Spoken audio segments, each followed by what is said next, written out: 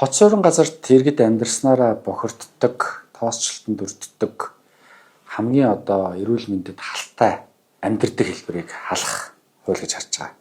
Өмчлийн газар дээрх харилцааг газрын тухай хуулиар зөвшөөрдөг мөртлөө нийтийн эзэмшлийн талбай дээр зөвшөөрдөггүй хэлбэр. Энэ өөрөө хот төлөвлөлтийн хөгжлийн төлөвлөгөө мөн суурин газруудтай холбоотой харилцаж байгаа өнөөдөр харилцаан дээр тусгагдж байгаа холбоо бүхий зохицуулалттай холбоотой асуудал болж байна. Тэгэхээр аль болох бид нар зөвлөгжүүлэлтийг хийдэг, цэцэрлэгжүүлэлтийг хийдэг, модыг нь тарьдаг, зүлгийг тарьдаг байх хэрэгтэй. Нөгөө талдаа хэн нэгэн дуртай этгээд модыг тайрдаг гэж болохгүй.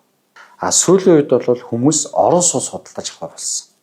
Орчин худалдаж авдаг болсон гэдгийг л барилгын компаниуд маань гэсэн ойлгох хэрэгтэй. Хот суурин газрын ногоон байгууламжийн тухай хуультай болсноор гол үндсэн харилцаа нэг хуулиар зөвшөөрөгддөг.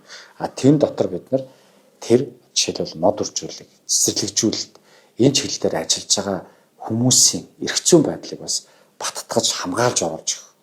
Төрийн байгууллагуудын чиг үүргийг маш тодорхой болгож өгөх. Хот байгуулалт нь давуу хэрэгтэй юм уу? Байгаль орчин давуу хэрэгтэй. Усны байгууллагын давуу хэрэгтэй. Энээс болоотой маш олон усыг байхгүй болгож тэнд нь орон сууцчул баригддаг ч юм.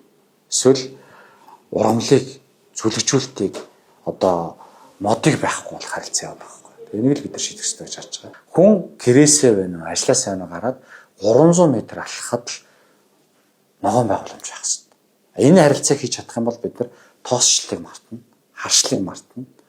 Бид нар нөгөө хотын хит дулаан буюу хит халалтыг бид нар мартна.